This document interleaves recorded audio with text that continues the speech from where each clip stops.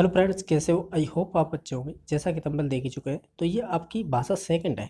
ठीक है, यानी खंड थर्ड है और भाषा सेकंड है। जिन्होंने सेकंड लैंग्वेज संस्कृत चूज की है, ये उनके लिए क्वेश्चन है। ठीक है, तो देख लेते हैं किस टाइप के क्वेश्चन बने हैं। आज 16 अक्टूबर है, तो आज ही पेपर हुआ है। ये आपको एक अधोलिखित कह सकते हैं अपघटित श्लोक दिया गया है।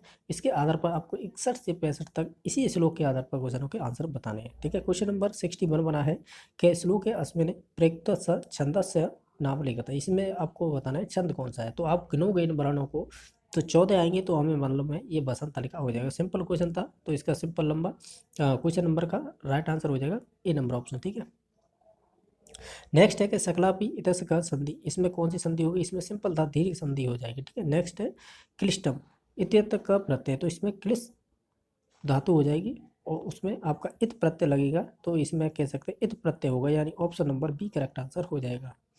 सुरुचिचर इतस का समास है। इसमें कौन सा समास है सुरुचिचर में? ठीक है, तो इसमें आपका हो जाएगा कर्मधारय समास। कौन सा समास हो जाएगा? कर्मधारय। तो option number D correct answer हो जाएगा। नेक्स्ट क्वेश्चन नंबर है यदि सुरुचिचर वेद पाठ न आलोकित इतस्मिन् वाक्य से, यानी इतस्मिन् वाक्य विशेष पदम चुरता। यानी विशेष का मतलब होता है आपको संज्ञा पद बताना है। ठीक है, तो संज्ञा पद इसमें से मेघ पाठ होगा। ठीक है, मेद पाठ होगा, तो ऑप्शन नंबर सी ही करेक्ट आंसर हो जाएगा। नेक्स्ट है कि ए इति वर्ण से उच्चारण स्थानम अस्ति। तो इसका सिंपल था, जैसा देखा जाए कि ए है वो किससे मिलकर बनी होती है? अ प्लस ई से, तो अकंठ हो जाएगा। और इच्युसनम तालु, तो कह सकते हैं कंठ तालु। तो option number A he correct answer हो जाएगा। आपका क्वेश्चन 67 नंबर है कि ज्ञानम ऋते मुक्ति न भवति वाक्यम विदम संशोधनम। इसमें से संशोधन करके बताना है कौन सा वाक्य सही होगा। तो इसमें से 4 नंबर ऑप्शन सही हो जाएगा, ज्ञानात ऋते मुक्ति न भवति। तो option number D correct answer हो जाएगा। नेक्स्ट क्वेश्चन नंबर 68 था, ये आपकी सूक्ति थी, इसे पूरा करना था, यानी ज्ञानम भारा फिल इन द ब्लैंक्स विना। तो इसका राइट आंसर हो जाएगा क्रिया। तो option number C correct answer हो जाएगा। क्वेश्चन नंबर 69 है, प्राचीन यूनानी दार्शनिक सुकरात के विधिना समाज उपदेश अवगत। यानी दार्शनिक जो सुकरात है वो किस विधि से संबंधित है ये बताना है, यानी उन्होंने कौन सी विधि दी थी? तो वो प्रश्न उत्तर विधि दी थी। तो बिल्कुल सही option number A correct answer हो जाएगा। हरवट यानी हरवाट ये बोल दो, या हरवट पंचपदी कस विधि विकसित रूपम वर्तते। तो इसका विकसित रूप क्या होगा? वो होगा मूल्यांकन विधि। तो option number C correct answer हो जाएगा। नेक्स्ट है भाषण भाषणम लेखनी कस्य कौशल से आधारित संति। तो ये श्रवण कौशल पर आधारित होते हैं। ठीक है, यानी शुरुआत LSRW की देखा जाए, LSRW तो ये मुख्य होता है सुनना, यानी इसी पर आधारित होते हैं बाकी सभी। ठीक है, तो option number B correct answer हो जाएगा, यही पूछा था।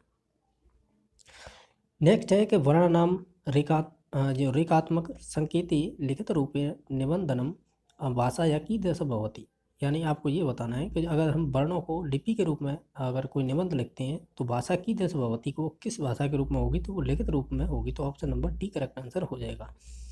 नेक्स्ट है कि शिक्षा अधिगम प्रक्रिया सूच मृदु उपागम विद्यार्थी। ठीक है, उपागम विद्यार्थी, यानी जो मृदु या कह सकते हैं सूच उपागम है वो बताना है। तो वो आपका समाचार पत्राणी हो जाएगा, यानी right answer A number option हो जाएगा।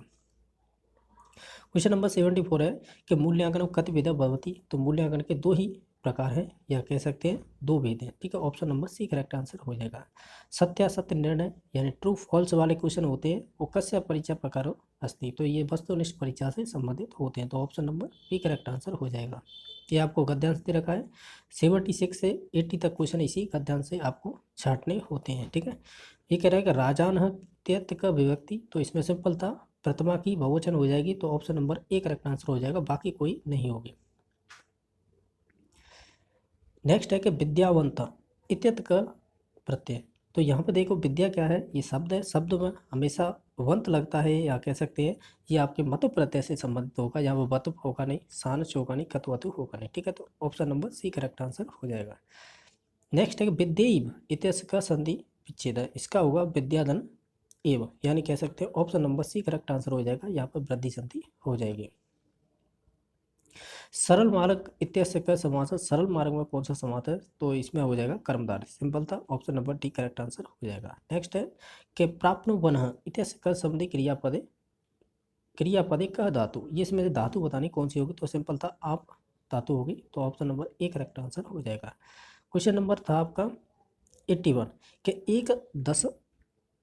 एक दशानाम इंटू 60, यानी हम ये कह सकते हैं कि ये तो हो जाएगी 11, फिर कह रहा है मल्टीप्लाई, ठीक है, फिर कह रहा है 60 माने हो जाएगा यहाँ पे 6, तो हम गुणा करेंगे तो 66 बनेगा। 66 को क्या बोलते हैं, 60 षष्ठी, तो option number C correct answer हो जाएगा।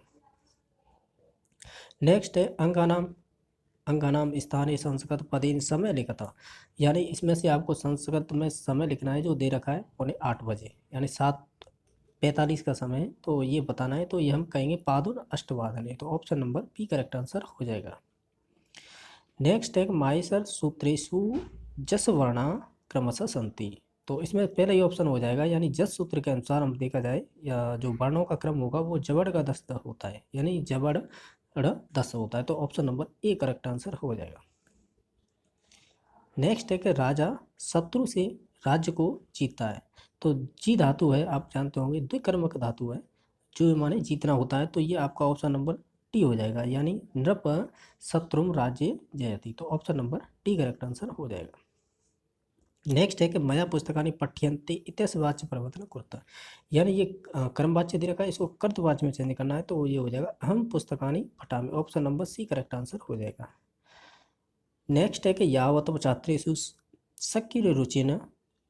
सक्रियरुचिने भविष्यति तावत् शिक्षकस्य सर्वोत्तम कार्यं पूर्ण न भविष्यति इति।